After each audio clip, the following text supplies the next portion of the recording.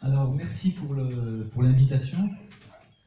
Effectivement, je vais vous présenter le livre.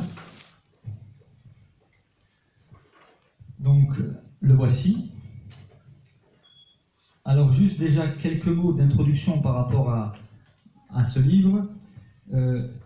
Ce qui est important, finalement, ce n'est pas ma personne. Je suis effectivement au centre du récit parce que j'ai voulu raconter avec le maximum d'authenticité mon parcours, sans enjolivure. Mais ce qui est important surtout, c'est où est-ce que cette histoire nous mène.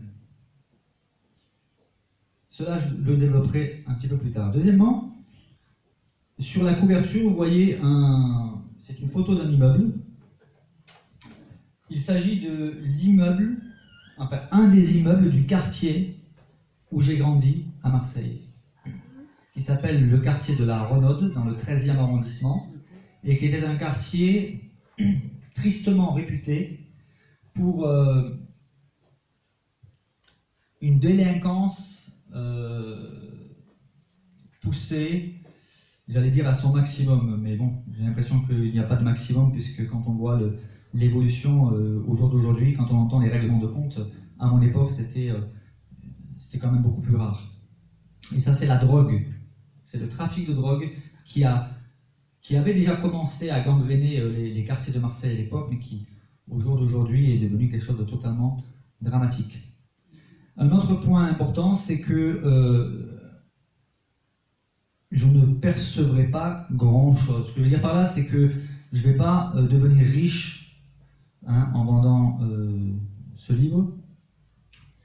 Le prix a été fixé par l'éditeur, je reçois un très petit pourcentage. Pourquoi? Parce qu'ils ont eu l'amabilité de prendre en charge tous les frais attenants au livre. J'ai juste eu à fournir, si on peut dire ça ainsi, le récit sur un document, et eux se sont occupés de la correction, de la mise en page, du travail pour la couverture, le 4e de couverture. Je suis l'auteur, c'est-à-dire c'est moi qui l'ai écrit, je tiens à préciser parce que certains ont pu être surpris ou sont surpris de mon niveau de français. Alors même si j'étais dans la délinquance, néanmoins il y a une matière dans laquelle je me débrouillais relativement bien, c'était le français, notamment les rédactions. J'ai toujours aimé le français, donc je suis bien l'auteur de l'ouvrage. Et il y avait encore un point sur lequel je souhaitais insister. Ah oui, c'est qu'effectivement, voilà, aujourd'hui j'ai l'occasion de vous présenter le livre. En tant qu'auteur, j'ai droit à 30% de réduction. Donc, comme nous œuvrons déjà auprès des personnes âgées, ce que j'ai eu à cœur, c'est qu'effectivement, s'il y a des personnes, mais cela, Laetitia le développera plus tard, qui sont par la suite intéressées d'acquérir le livre, on fera une commande groupée et on passera par mois. Voilà, je tenais à faire bénéficier la résidence de ce tarif préférentiel. Donc, le livre s'appelle Irrécupérable, c'est le titre. Le premier titre auquel avait pensé mon éditeur, c'était Il m'a sorti de prison. Mais je trouvais que c'était réducteur parce qu'il n'y a pas que ça. Irrécupérable, finalement, ça m'est venu à l'esprit, ça leur a plu, parce qu'il y a j'ai eu cette remarque qu'on entend souvent, celui-là il est irrécupérable. Et il y a quelqu'un qui m'a récupéré, et c'est ici le cœur du message que je souhaite transmettre à travers ce livre. Alors effectivement, comme l'a dit juste avant le directeur de la résidence, je m'expose. C'est-à-dire que j'ai voulu éviter, parce que cela ne me plaît pas du tout, ce genre d'ouvrage, éviter de me présenter sous mon plus beau jour, si je puis dire. Il y a comme ça des ouvrages où l'auteur se met en avant, ne raconte, je n'irai pas jusqu'à dire qu'il ment, mais il ne raconte que ce qui finalement le valorise. Moi j'ai été à l'opposé. J'ai aussi parlé de mes chutes, de mes doutes, déjà au commencement de ma vie, bon, il y a eu pire, mais il y a eu meilleur. Et j'ai parlé des faits de délinquance, car je suis rentré relativement tôt dans la délinquance. J'ai connu l'alcool, la prison. Je mentais, je buvais et j'escroquais. Je n'avais aucun scrupule à voler même des gens qui m'ont aidé.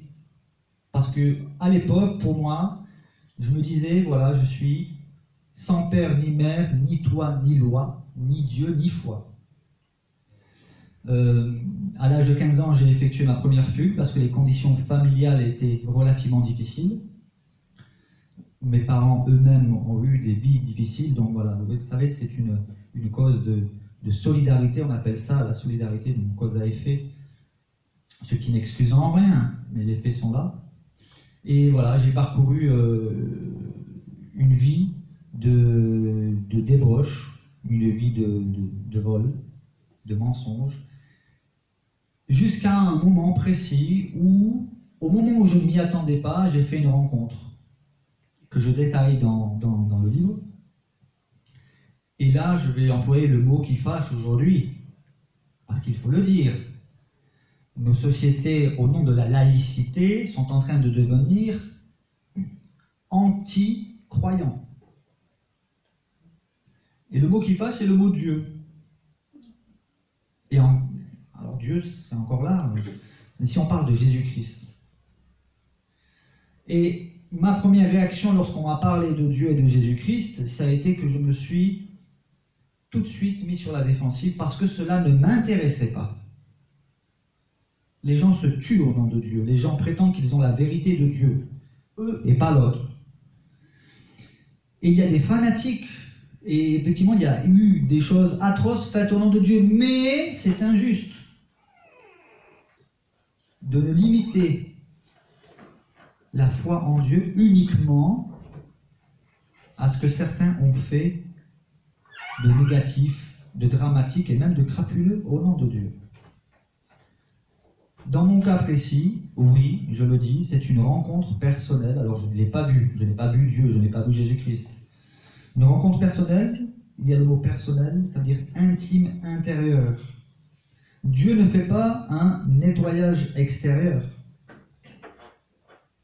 Il touche au plus profond de notre être, ce qu'on appelle le cœur de l'homme. Et quand Dieu vous transforme de l'intérieur, ça rejaillit vers l'extérieur. Je ne parle donc pas dans ce livre de bondieuserie, ni de religion, parce que la religion, ça ne m'intéressait pas, et ça ne m'intéresse pas aujourd'hui encore. Je parle d'une relation. La religion nous dit, fais ceci, et tu iras peut-être au paradis. Ne fais pas cela, sinon tu iras certainement en enfer. Ça, c'est la religion. Et l'homme, quelqu'un a dit, je crois que c'est Mark Twain qui a dit, l'homme est un animal religieux, superstitieux même. Il y a des gens qui disent, moi je crois que ce que je vois, je ne crois en rien, ni Dieu, ni rien. Et tous les jours ils lisent l'horoscope. Vous voyez? Ou alors ils croient aux extraterrestres. Alors moi je préfère leur parler d'un terrestre extra, Jésus-Christ. Et voilà, dans ce livre, voilà, je raconte des expériences concrètes. Mais je crois que ce qui fait aussi la force de ce témoignage et qui glorifie finalement celui en qui je crois, c'est que chez certains c'est le cas. Ils vivent ce qu'on appelle une conversion, et puis après, ils sont dans une ligne droite.